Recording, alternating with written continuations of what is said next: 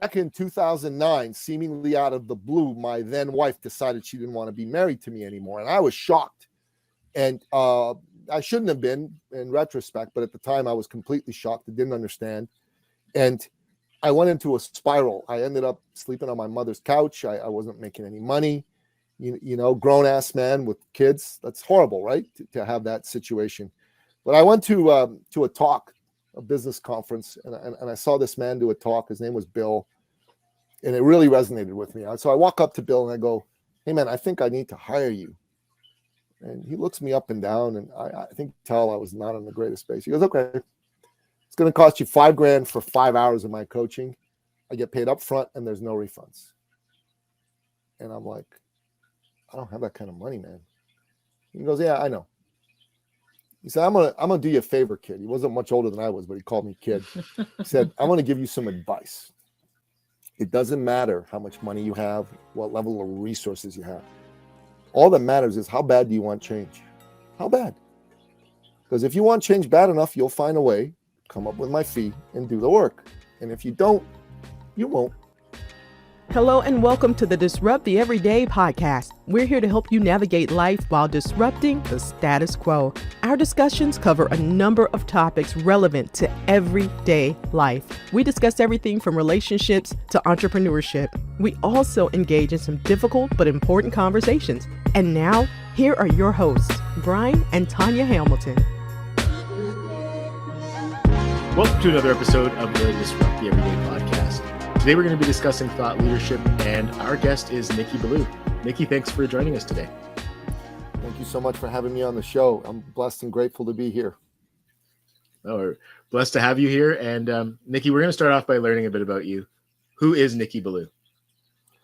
Well, thank you for asking that question. That's a great way to start things off. I'm actually originally an immigrant from the Middle East. I'm a Christian from Iran. And when I was a young boy, my late father, God rest his soul, he could see that there was an Iranian Islamic revolution going on around us. And he could see this was not going to be a great place to raise his Christian family anymore. So he hustled us out of Iran, and eventually we ended up in Toronto, Canada. And I thank God every day for my father's prescience in seeing that writing on the wall and bringing us out of tyranny and into freedom. Guys, I don't know if you've been following the news about Iran lately. You know, a young woman there, 22-year-old young woman, her name was Mahsa Amini. She went outdoors, outside, with her hair partially uncovered. And the so-called morality police, which in fact are just a bunch of thugs, very similar to, you know, the fascist thugs and the black shirt thugs and folks like that, they just beat her to death. And for what? For not being uncovered? Like in Iran, the law is that if you're a woman, you have to have every inch of your skin plus your hair covered up. You're allowed to have your eyes showing and maybe a little bit of your face. That's it. That's crazy. And I know, guys, it's very fashionable in Canada, the United States these days, especially with our crazy prime minister, to say, "Oh my God, such an oppressive place, so racist, so sexist." I'm like, are you kidding me? Okay, I'm not saying we're perfect, but this is the greatest, most tolerant, incredible place on the face of the planet.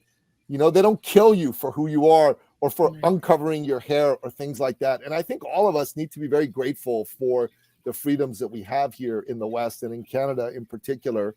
And, you know, my father, he was a big believer in freedom too. He believed in freedom, free expression, free enterprise. That's my big trinity. And he was an entrepreneur. And, you know, he was one of those guys who uplifted everybody around him. So if you needed a job, Dad would find you a job. If you wanted to get started in business, he would help you get your start in business. Even if you were going to compete with him, he didn't care about that. He just wanted to help people. And if you worked for him and you were looking to buy a car, a house, or an apartment, and you didn't have enough money, he would set you up to be able to buy that car, that house, or that apartment. And you might think to yourself, what? Who does that? Well, the late, great Napoleon Billou, he did that. And then you might think, why? Well, number one, he was a Christian, and he believed that as a Christian, he'd been blessed by God, and it was his duty to share those blessings with others, which was pretty cool and noble. But also, he did it because he could. He was successful. He had the wherewithal to be able to help people. And so I wanted to be like my dad. He was my hero, right? So I wanted to be an entrepreneur.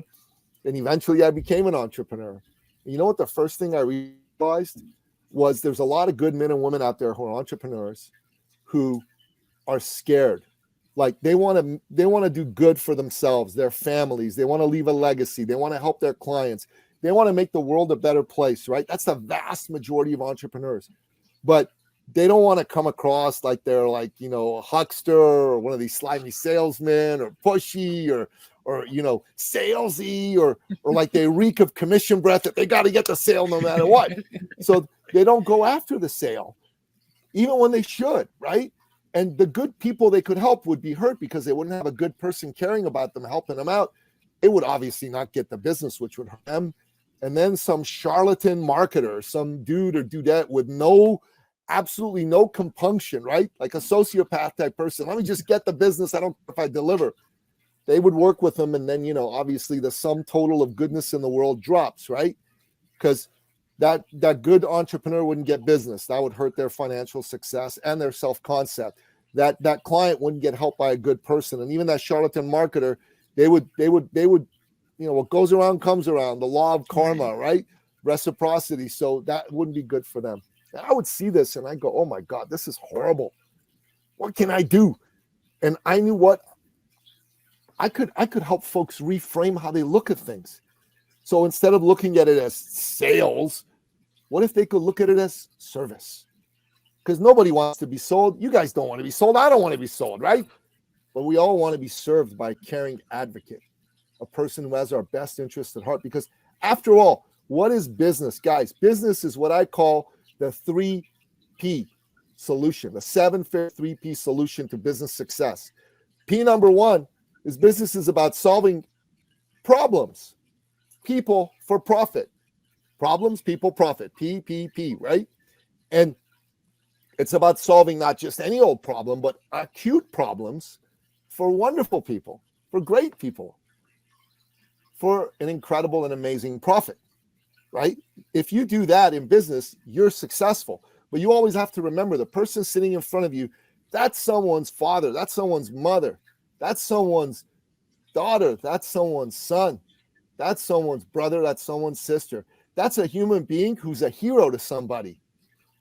That's a human being that has had some ups and downs, maybe been disappointed by life, maybe even been disappointed by someone just like you who promised them everything and delivered them nothing, squat. And so it's your duty to understand that business is not a numbers game. It's a people's game. And if you're listening to this, guys, take notes, people, listener, take notes. Business is not a numbers game. It's a people game. It's all about sharing your heart with people. The first step in being a thought leader is you have to care. If you don't care, if it's all about you and how great the world is going to see you and how much money you're going to make, forget about it. Okay? Not to say you shouldn't be included, but it's got to first be about service and love and caring. You guys know what I'm talking about? Oh, yeah, for sure. And, it's interesting because as you talk, there are certain jobs out there that it's like, oh boy, there's a bad name. Let's say tradespeople, right? But you always hear these stories of like, oh, I gave them my money, they didn't show up. They promised this, they didn't show up, right? And the people that stick out, it's exactly what you say. The people that are there to help and serve you, right? And even just from our personal experience, like we did renovations at the house and we had such an amazing experience with all the companies we had, but that's it. Of course, they're there to make money. That's their business, but they care. They check in, they let you know, hey, I'm running late, because guess what? Then I'm not worried that, oh no, I just got swindled. I just got, there goes my money. Yeah. These guys are, they're not showing up, right? But so yeah, that example right there, it's so true what you say. Yeah. And here's the other thing, right, that I think a lot of entrepreneurs don't get, that you really need to like approach your business as a professional and not an amateur, right? Mm-hmm. There's this great book that was written by a fellow I respect that I went to do one of his programs. His name's Steven Pressfield. It's called Turning Pro. And really it's about how to tap into your inner power and create your life's work. And he draws a distinction between an amateur and a pro in various areas of life. And he says like an amateur is like somebody who says, okay, I'm going to give this a try. But if it doesn't work, it doesn't work. Oh, today I don't feel good. I'm not going to make my calls. You know what I mean? Oh, today someone spoke nastily to me. I'm going to go take a nap. I'm going to have a drink, right? Their feelings guide what they're going to do. But a professional, a pro, they show up no matter what. They feel good. They feel bad. Someone talked badly to them. No one. They show up. They do the work every single day. You got to treat your business like a pro. And if you're treating it like an amateur, you're going to lose. You're not going to succeed. You're going to be one of those poor, lovable folks that are going to go through life like a wandering generality rather than a meaningful specific. You know what I'm talking about? You don't want to be no wandering generality. And one of the traits of wandering generalities is they don't know how to stand out. Leadership is about standing out. What's the difference between an expert and a thought leader? Well, an expert is someone who knows something, but a thought leader is someone who's known for knowing something. Okay, so I'll give you an example of an expert and a thought leader. So both of these folks, are professors at the University of Toronto in the area of psychology. Both of them study social and personality. They both studied at top level schools. One fellow studied at Cornell, the other fellow studied at McGill, and they're recognized, they know they do good stuff. One of them, his name is Dr. Jason Plack. Now, have you ever heard of Dr. Jason Plack? No, but I think I heard of the other one who you're going to mention. He's an expert. He's an expert, though. The other one is Dr. Jordan Peterson. Have you ever heard of Dr. Jordan Peterson? Absolutely. He has a couple of his books here. Yeah. He's had 3 billion views of his videos.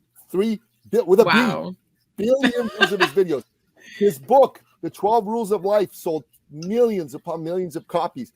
Dr. Peterson, if he goes and does a speaking engagement, he gets paid 6 figures. That's the difference between a thought leader and an expert. So, if you want to be a thought leader, you can't, if someone asks you what you do, you can't say, oh, I help people overcome overwhelm. Oh, I'm a realtor. I'm a mortgage agent. Yeah, I'm a life coach. Nobody cares. That you're stuck in the sea of sameness, guys. If you're there, to be a thought leader, you need to have a narrow niche, and you need to have a very specific problem you solve for that narrow niche. And your message has to be all about solving that problem. Remember, problems, people, profit, right? Problems, people, profit. So narrow niche, specific people. Now, let me tell you a story about a young man that I worked with. He's actually from originally from St. Catharines, but he lived in Toronto. Yeah. And his name was Dan. Danny was a personal fitness trainer. When I met him, he was 25 years old. Dan was one of these fellows that was just a good dude. You know what I mean? Like, you met him, you couldn't help but like him. You wanted to see him succeed. You wanted to be friends with him. Like if you had like a daughter his age, you want her to bring a guy like him home. You know what I mean? Like the kind of guy you could trust and like and all that. But Dan, he was one of these wandering generalities, right? He wasn't a meaningful specific. He had 7 clients. He was making $1,200-$1,300 a month in Toronto. You guys know how expensive Toronto is, right? Like that's not a lot of money. You had to borrow from mom and dad to pay the rent and the bills. So when he came to me, the first thing I asked him was, I said, so Danny, who do you help, buddy? And he's like, oh, Nicky, man, I can help anybody. Yeah. Like, I can make him fit. I can make him strong. I can help him avoid injury. Yeah, I can do it all for anybody. And I'm like, Danny, buddy, no, you got to narrow. You got to like, he goes, no, seriously, I can work with anybody. I go, anybody with a wallet and a pulse? And he laughs. He goes, good one, Nicky, good one. He goes, hey, I guess, whatever. I go, no, buddy, let's go and narrow. He goes, okay. You know what? My dad's a doctor. I love my dad. And doctors, they make a lot of money. And I'm like, that's your message? I love my dad. He's a doctor, and doctors make a lot of money. That's not going to work. But he did it for a while, and it didn't really work. And I said, buddy, we got to shift this up. He goes, okay. You want me to narrow more, right? Okay, I'll narrow more. I'll go work with cardiologists. Cardiologists, they make more money than doctors. I'm like, oh, my God, Daddy, you're not getting it. Didn't work out. And then all of a sudden, he started to work with a fellow. Serendipity. God sent him this fellow who was a Paralympic athlete. He was an Afro-Cuban fellow from Cuba, right? And he had a really cool name with a cool pronunciation. You better pronounce it right, eh? You couldn't pronounce it wrong. He'd get upset. His name was Papito Wilson, not Pepito Wilson. You know what I'm saying? Right? So, so he was a good dude too, Pepito. And so these two, they worked out together for months, and Danny really made him strong. It was good. Like the guy, he went to the Paralympic Games and he won medals. Like, damn, right? Like that, like, and Dan felt so fulfilled. You know, like he was doing God's work, helping a man with a missing limb since childhood and helped him win medals. Like he felt so proud. He stood taller, you know what I mean? And he comes to me, he goes, Nicky, yeah, I get what you've been saying, man. I've been doing it all wrong. I've been just trying to make money. I want to work with people with missing limbs, man. These people, they need someone who knows how to train them. They need someone who cares. I'm like, that's a great idea, Danny. You go do that. So guys, in 6 weeks, Danny signed up 400 clients. Oh my goodness. He couldn't do one-on-one training anymore, right? Like he couldn't with that many clients. He had to like rejigger the business model and the delivery model.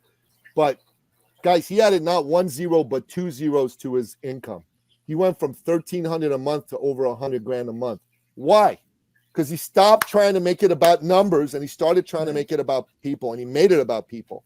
And also, just put yourself in the shoes of someone with a missing limb, right? They're probably wishing they had all their limbs. Would you agree with that? They probably wish they had all their limbs.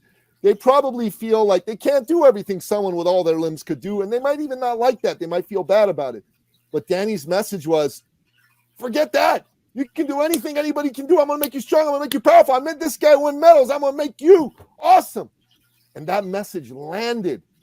You know, there's a book written several years ago called Blue Ocean Strategy, right, by a couple of professors from INSEAD Business University in Europe.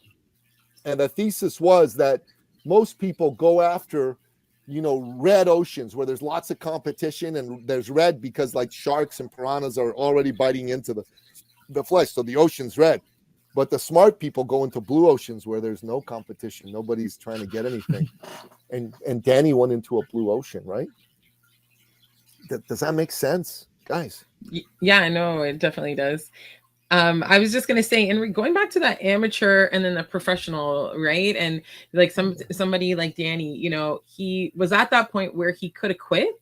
And in today's society, especially as business owners, it's like if it's not working well, if you're not seeing the numbers that you want to see or the clients and that, it's just easy to quit, especially with that amateur, you know, mentality. Mindset, so what would you say, you know, to get over that hurdle of don't quit, just keep going, like to switch over to that professional? Do you have any thoughts around that? You know, that's such a great question. Wow. Like you're pretty brilliant there, Tanya. Buddy, you're gonna have to catch up with the questions, eh? Like, what's going on here? Like, no, it's funny because if anything, it's usually Brian. Is that right? Yeah, we take turns. Questions, man. That's funny. So, you know, in order to be successful, you have to have a bulletproof professional mindset. Because if you don't, you're gonna lose. So let me tell you the 4 qualities of a professional mindset. Okay, guys, can I share these with you? And like folks, when you're listening, write these down because they're super important to understand. So the first one is decisiveness, right? Decide comes, you know, the root of it is a Latin word, side. It means to kill off, right? Like, you know, words like homicide, suicide, regicide, patricide, matricide, all that's about killing off. So decide is killing off the alternative. So in business, you have to first decide you're going to be in business and you're going to be successful. You know, follow what I'm saying? Kill off the alternative of, I'm going to kick a tire, you know, let me have a taste test. No, none of that. I'm in to win. Right. You guys know the story of Napoleon Hill and how he got his start? Have you ever heard this before? Yeah. So, well, yeah, I know the story of how he got his start. Essentially, he did an interview. I believe it was with Andrew Carnegie. Was the first interview he did. Andrew Carnegie basically gave him the opportunity to interview other folks, and it came down to the fact that he made the decision right away. And he said if he had taken any longer, he wasn't going to pursue it. Exactly. He told him years later that I had a stopwatch under the table with a second hand. I gave you 1 minute. 1 minute to make up your mind, right? And if you hadn't made up your mind in a minute, I was going to pull it. And he goes, why? And he goes, you tell me. You've been studying my methods for 20 years now. And he said, oh, okay, yeah, good point. He said, successful people are decisive people. Successful people are decisive people. They don't take their time. And he told him he'd approached 4 of the most eminent educators in the United States at the time. And they all said, I need to think about it and get back to you. Guys, if you're trying to grow your business and someone's in front of you who's giving you an opportunity to grow your business, your job is to gather all the facts and then decide, not go, oh, I think I got to go talk to my, I got to go talk to my dead aunt, seance time. Let's go. You know what I mean? I'm going to have to think about it. What is there to think about? How much longer do you need to think about whether or not you want your business to be successful? Have you not been thinking about it long enough? You know what I'm saying? Like someone's fat and overweight, right? And they're 60 pounds overweight, and someone's in front of them, and they give them all the facts on how they're going to help them turn it around. And they go, oh, okay, let me think about it. What you need to think about whether you want to be fat anymore? Like, seriously? That's like, honestly, no. Decide. And then the next point is commit. No messing around. Commit mentally. No backdoor, no retreat, no surrender. Let's go. That's what commitment is all about, right? And then thirdly, you got to be coachable. You got to take coaching from this individual. Do things differently than you've been doing them. What's insanity? Definition of insanity is do the same thing again and again and again, expect different results. So no, be coachable. Finally, you got to be resourceful. It's going to cost money for you to shift your business around, your health around. And if you don't come up with the money, you'll never do it. It's not going to happen. You've got to put in the money, right? And it's super important. And I'll tell you a little bit of story from my own life. Okay. Back in 2009, seemingly out of the blue, my then wife decided she didn't want to be married to me anymore. And I was shocked. And I shouldn't have been in retrospect, but at the time I was completely shocked. I didn't understand. And I went into a spiral. I ended up sleeping on my mother's couch. I wasn't making any money. Grown-ass man with kids. That's horrible, right? To have that situation. But I went to a talk, a business conference, and I saw this man do a talk. His name was Bill, and it really resonated with me. So I walk up to Bill and I go, hey man, I think I need to hire you. And he looks me up and down, and I think tell I was not in the greatest space. He goes, okay, it's going to cost you $5,000 for 5 hours of my coaching. I get paid up front and there's no refunds. And I'm like, I don't have that kind of money, man. He goes, yeah, I know. He said, I'm gonna do you a favor, kid. He wasn't much older than I was, but he called me kid. He said, I'm gonna give you some advice. It doesn't matter how much money you have, what level of resources you have. All that matters is how bad do you want change? How bad?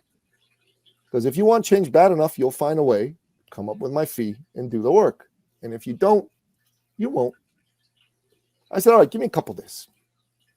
So at the time, I also was a personal fitness trainer, and there were a few people who were hemming and hawing about whether to get started with me. And I just said, screw it, let me call them up. And I called them up and I said, listen, I have good news for you. You're fat, you need to lose weight.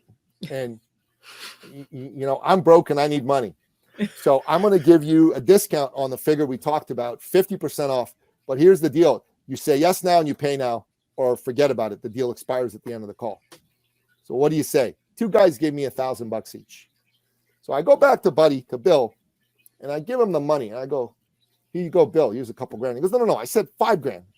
I said, Bill, buddy, over the years, man, how many times have you given this speech that you gave me? He said, oh, probably 30 or 40. I said, okay, besides me, who else came back with some money? He said, oh, you're the first. And I'm like, okay, take my money, and I'll sign a contract, and, I'll pay you the rest. Anyways, I paid him off within a month, and within 4 months, I made 6 figures, right? I changed my life around. Now, why did that happen? Because I got resourceful. It didn't matter that I was broke. It didn't matter that I needed something.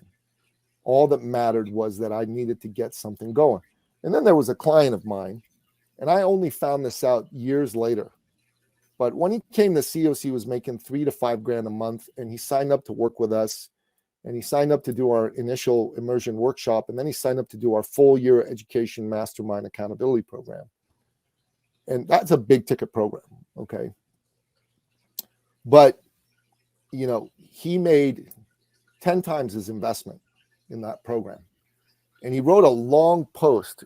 And in that post, he said, look, about a year ago, I came to meet these guys. This is the situation I was at.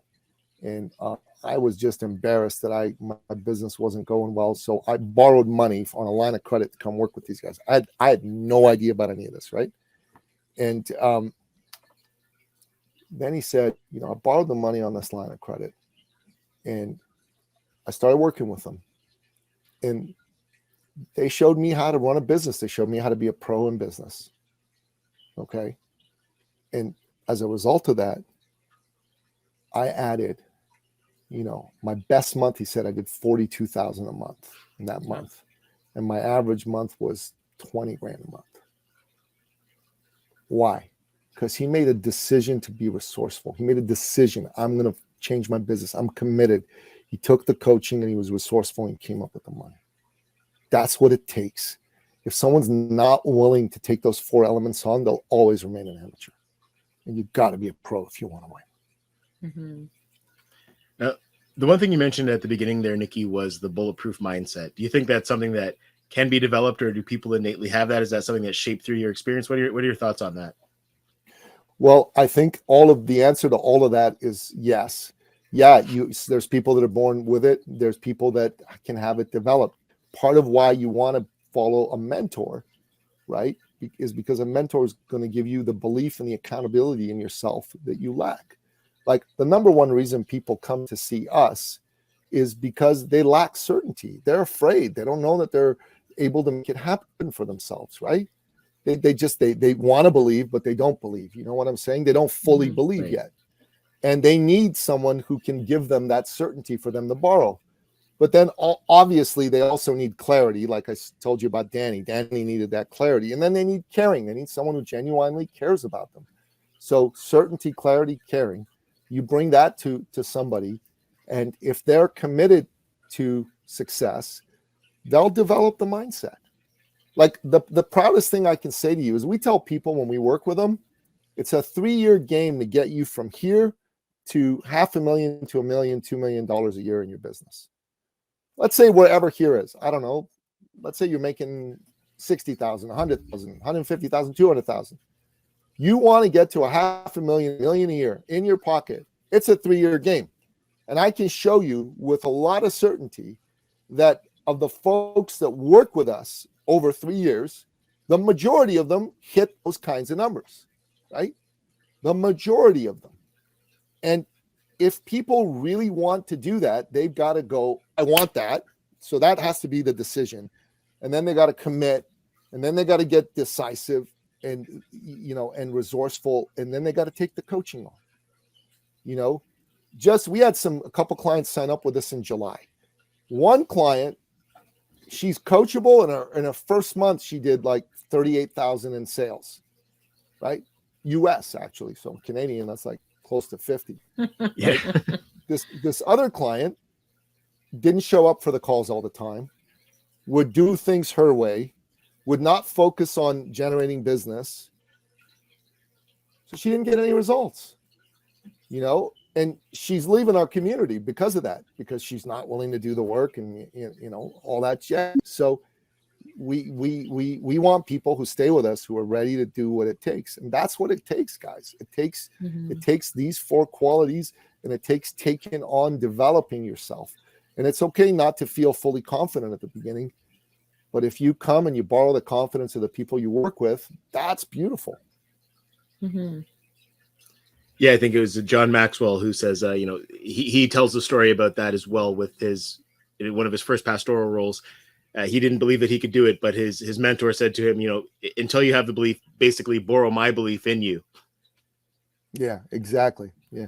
John's a good dude. I actually had him on my podcast a couple of years ago. He's a really good dude.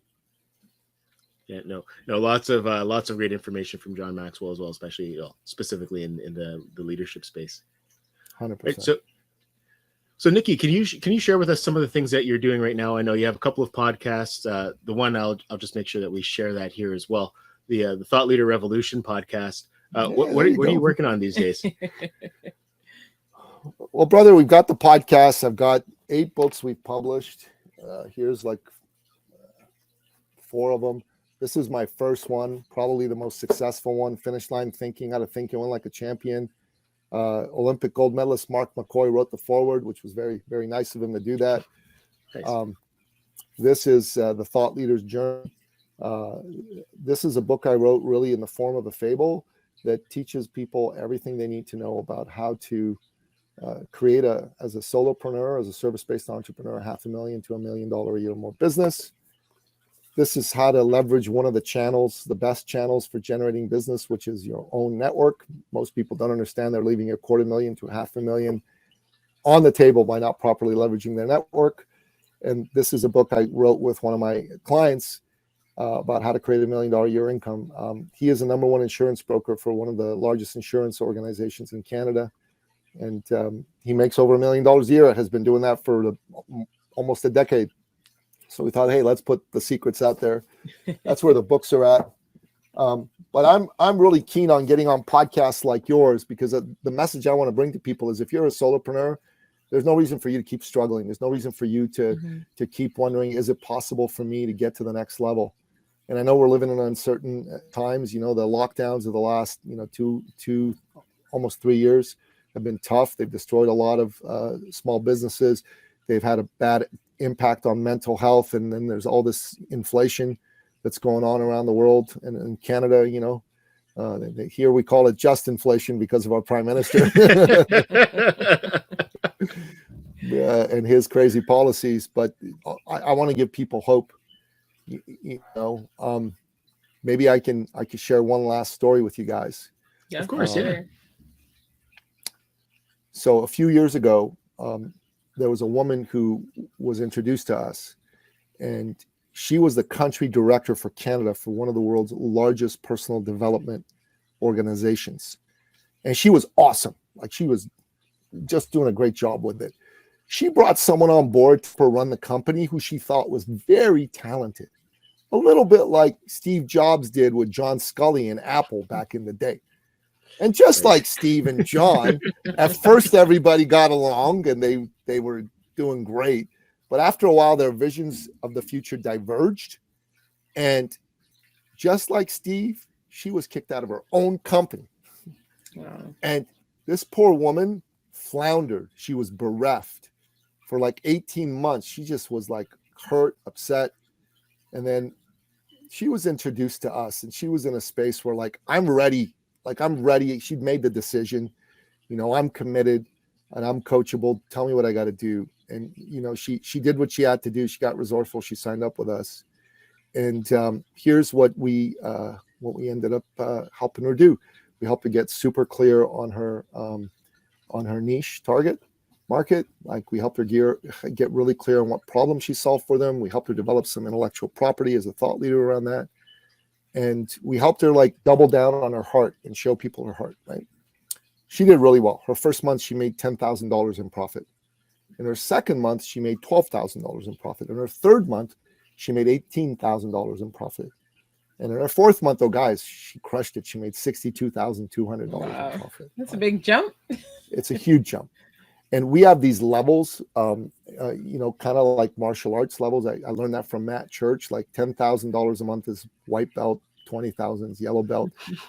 First degree black belt, 60 grand. You can go higher than first degree. But so she was the first woman to hit black belt in our organization. We were very excited for her, and it was good for other women to see that, so they could believe they could do it too. You know what I'm saying?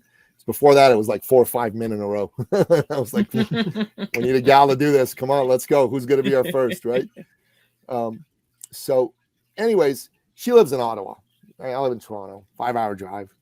And my oldest son, as I mentioned to you guys off camera, he plays soccer. He had a tournament in Ottawa then. He was 12 at the time. He's 16 now. He's going to be 17 in January. And so I called her up. She had a son my son's age. I figured, hey, it'd be kind of cool to have him join us. So I said, hey, how would you and your son like to come and watch a game and, join us, have some fun together, maybe grab some lunch after? And she says, that sounds great. So we did that. And then we drove home, my son and I. It was like an action-packed weekend. We didn't really have time to dilly-dally. few weeks later, we had one of our branded thought leader immersion workshops that we host in Toronto, which now thankfully we're hosting live again. And here's what happened. We were at the section where we share with the new people how they can work with us to help grow their business, their practice. The famous upsell, right? So the way I do it is I don't talk a lot. I actually ask our people to talk. So either people who are there live or I have some recorded videos and I show everybody the videos. And so, anyways, in a nutshell, I asked who would like to share. Before I could pick anybody, she bounds on stage and goes, "Me." Okay, cool. Let's have the black belt share. Very good. She looks around the room, guys, and she starts to bawl, like cry, sniffle, snot, the whole bit, right? We get her some tissues. And me, like any red-blooded man faced with a crying woman, I panicked. What did I do wrong? What did I do? That's where we go, right, Brian? That's where we go. What did I do? But I don't know. My exterior was calm as a cucumber, right? And so she comes and turns around, and between the sniffles and the sobs, she goes, "Nicky, you didn't know this, but when you and your little son came to visit with me and my little son asked me, Mommy, who are we going to meet? Who are we going to go meet?" Sorry. Just the way excited little boys do, right? Like, and she said, "Oh, we're going to go meet Nicky Billou and his son." And then she said, all of a sudden, my sweet little boy got very serious and very quiet and said, "Oh, Mommy, are we going to meet the man who saved our family?" And guys, I don't cry. I'm old school, I cried. We hugged. And in between her tears, she goes, "Nicky, you didn't know this, but the bank was about to foreclose on our home when I came to you. I hadn't paid our mortgage in months. And my husband and I, we were fighting every day like cats and dogs. And it looked like, even to the kids, because they could see it, that we were about to break up and I was going to lose my precious family." She said, "You literally helped us save our family." So we hugged some more, we cried some more. And she sat down. And here's what I learned. I didn't know what she was going through. She hadn't shared it with me before. You never know what someone's going through. You don't. And God puts people in front of you because he wants you to do his will and serve them. That's all. There's no other reason. And so I said, "God, thank you for," I was very humbled. "Thank you for, charging me with, serving your child, your lost child. And please allow me to be worthy of the next person like her that you send my way." And that's who I look for. I look for good people who need help to serve. Now, here's the last thing I want to say to you guys about this story. Normally, we hand out registration forms to all the new people in the room. And normally, some people sign up, some people don't, and some people need a chat, need some persuasion, right? Everybody signed up right away, like instantly. They took the paper, filled it out, handed it out. And that was the power of, honestly, somebody, a little child, sharing something pretty profound that I wasn't even aware. Wow. Well, Nicky, I actually want to ask you one last question. If you could go back in time and spend some, see Nicky Billou face to face in 2009 when, you had kind of hit that difficult point in life, what advice would you share with your past self? I would go back a little further into 2008 and see what was leading up to my family's breakup and do everything to avoid that. Because honestly, I get along with my ex now. I've got a new lady in my life. I think divorce is terrible. I think breaking up families is terrible. And I think it's something that's become fashionable since the mid 60s. And I got my own, that's a whole other conversation on another show, but I think dark forces are trying to break up the nuclear family, and they're doing that. Our family did not need to break up. We could have stayed together. It was, there were some things that obviously needed to be done differently, but I would have showed up differently. We had a son who was quite ill, our youngest. He couldn't breathe properly. He had stenosis in his throat, and she was freaking out, and I didn't know how to handle her, so I acted tough. And that's what made everything, go down the wrong way. I'd have handled it very differently with her. I would have just put my arm around her and say, honey, we're going to face this together. Our little boy's going to be okay, which is a man's job, honestly, in his relationship to do. That's what I would have done differently. That's the advice I would have given myself. Thank you. Thank you for sharing that, Nicky. Nicky, I just want to thank you for taking the time to come on the show, share some great advice and information with us. And for everyone who watched and listened, thank you for letting us disrupt your everyday. God bless you guys. And please, for folks who are listening, listen to the podcast, reach out to me. If you're a business owner and you need some help, go to our website, and there is a button there called Book a Success Call. We have a little bit of a screening questionnaire beforehand because we want to make sure the people we talk to are serious business owners. But if that's you, fill it out. Let's jump on a call. Thanks for listening to the Disrupt the Everyday podcast. For more ways to listen, connect with us on social media. To be a guest or to partner with us, check out our link tree at Disrupt the Everyday. Join us next time for more ways to disrupt the everyday.